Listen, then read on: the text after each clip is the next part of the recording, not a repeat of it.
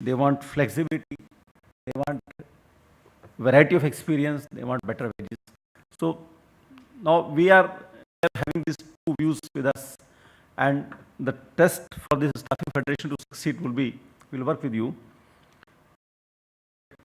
better social security. Somewhere this morning that you claim that you provide better social than the other contract labor. So that needs to be demonstrated, that needs to be shared, that will be very important outcome. Because in our national employment policy, we are say that the basic difference in formal job is only the social security. From this hire and fire is a business, you say it needs more debate and all, but there are different views, different shades of views. But if you can ensure a better social security, it will be a very big win. So that needs to be demonstrated. Second, I was talking to some of your members that in the process of the federation, they work with you only for a year or so, then they join somewhere. That there is a component of work experience and skill upgradation, which is very important. See, all the skill can't be taught in a classroom. Real work experience is very important. So, federation in that process promoting, if that is a skill upgradation. There is a skill. He's moving up the ladder, the hierarchy of a skill. The job, a need of our society. So, and skills. If a person has these two things, demand third. If the companies will lap you up, and social security, these are two things for which all the aspirational youth are looking forward: is social security and where do we converge? Like, in spite of all your concerns about the framework, is this our thinking of centers a career choice? If staffing federation, what your companies are doing in the initial 2 or 3 years, if they are able, if they are assisting the young person to shape up his career to his choice, I think we are converging, we are having a common meeting ground. Let's work on that. And again, I'll repeat, I come here to listen to you, to know about what you're doing, and to find out where are the common meeting ground and how best we can do to how best we can work to meet the flood of aspirations. Thank you very much.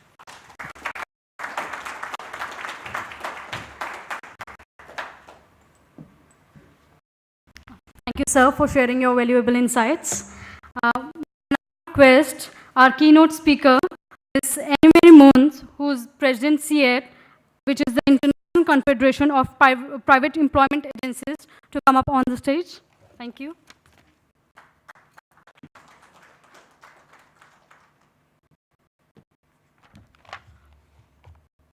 Thank you. Ladies and gentlemen, dear Mrs. President, where are you? Back in the room, and Mr. Kumar. It's really a pleasure for me to be here and to speak at your national conclave. Before anything else, let me briefly introduce CIETT to you. CIETT is on the banner, and it is introduced, but the letters are so small, I'm sure you cannot read them. So, CIETT is the International Confederation of the Private Employment Services. We protect and promote at a global level the interests of the HR services industry. Flexi staffing, agency work, as we call it in Europe, is part of it. But also search and selection, permanent recruitment, RPO, our HR services we represent at the global level. If we look at some numbers, CIETT represents 51 member countries. So we have associations, federations like ISF in 51 countries, all over the globe. 30 or so in Europe, of course the US, where staffing originated, but more and more so here in Asia, Southeast Asia, North Asia. This is really the area where industry is rapidly developing. And with all the challenges we see, and which we also heard about this morning, Ritu speak, Mr. Kumar speak, and which I will also dig. 51 countries. If we look at the number of companies that are members of our members, 137 companies, large, medium, small, a lot of small enterprises too. Together they have more than 200,000 branches, and then the real interesting number, our internal staff, more than 600,000, but if you look at the agency workers, at the Flexi staffers, flex workers we employ, that is 11.5 million. And that's FTEs, so not people. FTEs is full.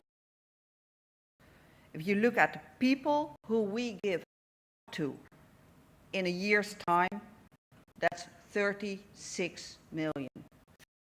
36 million. That's an enormous amount of people entering our offices, which we employ, decently employ, with social security, paying taxes, all those things we think are regular, normal stuff we should do, sustainable work we provide to them.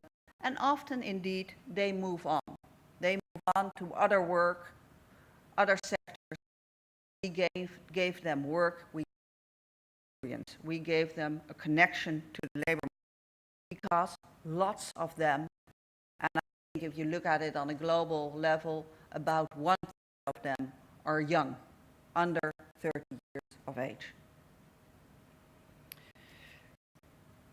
We also, and I want to say a special hello to them today in the room, we also have corporate members as CIETT. We have national member federations, we have corporate members.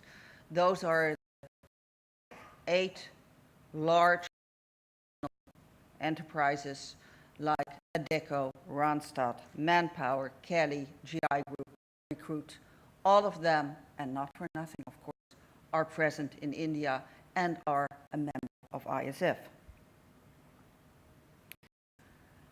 Okay, that's what do we do? Who do we interact with? What are a few of our activities? Of course, a main stakeholder is the International Labour Organization, the ILO.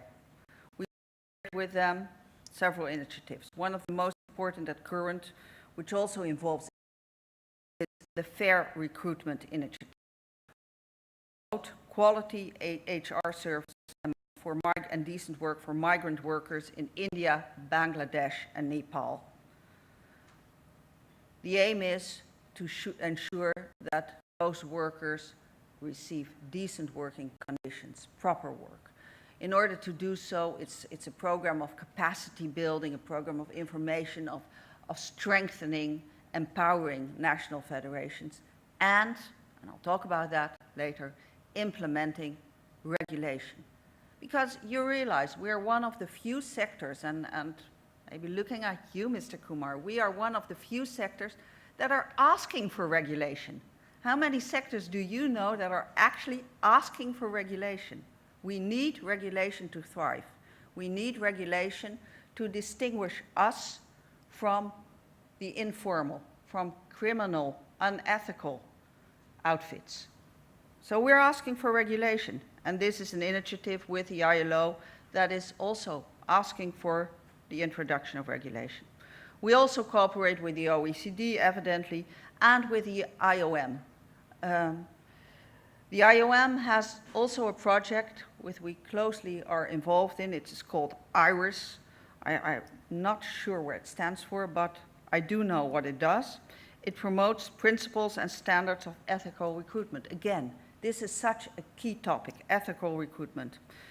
And we hope that standards that they will produce and promote will be followed by our members and by our clients, the end users.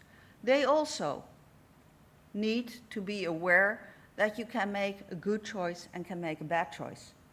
And they need information where to find the good choices and why. And that's where we have this codes of conduct.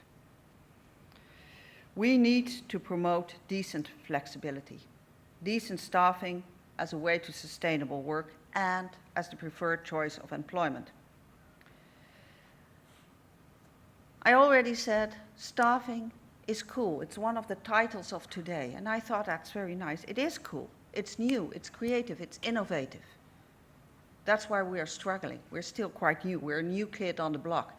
Even in Europe, staffing is like 50 years old, not more than that. And we have to show and prove every time that it is a good way to work. It's a way for job creation. It delivers decent work.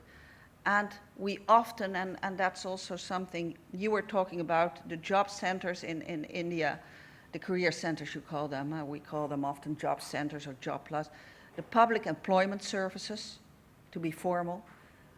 In a lot of countries, we cooperated intensively with them. We share information with them. There's even in the European program, with a very nice title, abbreviation, it's called PARES.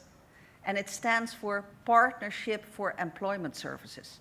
It's about cooperating publicly and privately in order to get more vacancies, in order to get more supply and demand of labor. I have to say, I want to compliment ISF. ISF established June 2011. I came over, I feel I have a special tie with ISF. I came over in February 2011 at the request of CIETT and the corporate members, where we said, there's no federation in India. In order to really progress this industry growth, we need a federation. So I came over, did a capacity building session. That was, my capacity building was for like 2 hours. Then they took it over, creatively, innovatively, and they established ISF within 2 days, with all the things that belong to ISF. Codes of conduct, the constitution, a fee system, and went out to get members. It's 40 now, and that's really an accomplishment. They also went out last 3 years to get and gather data. 2 reports, one today, one 2 years ago. Connections with the government, and it's really wonderful to see what ISF has accomplished over these last 3 years. It's a great best practice within CIETT.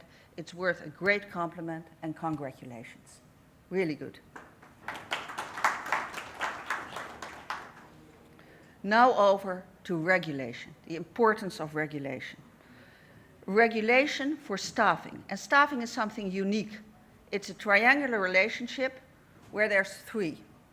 A client who gives the supervision to the work, an employee who does the work, and who is employed by us.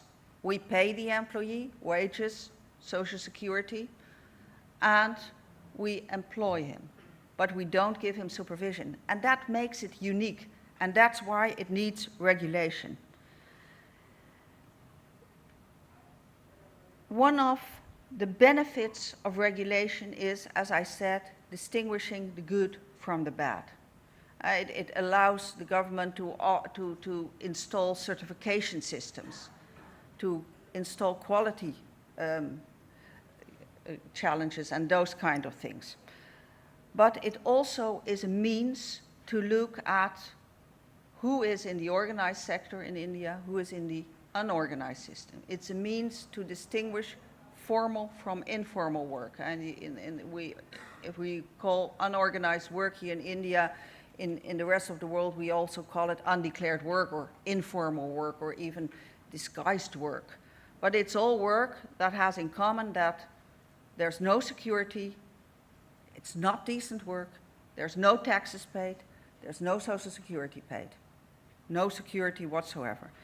And we do know that where there is proper regulation, there is, on flexi staffing, there will be less unorganized, informal work. We have in India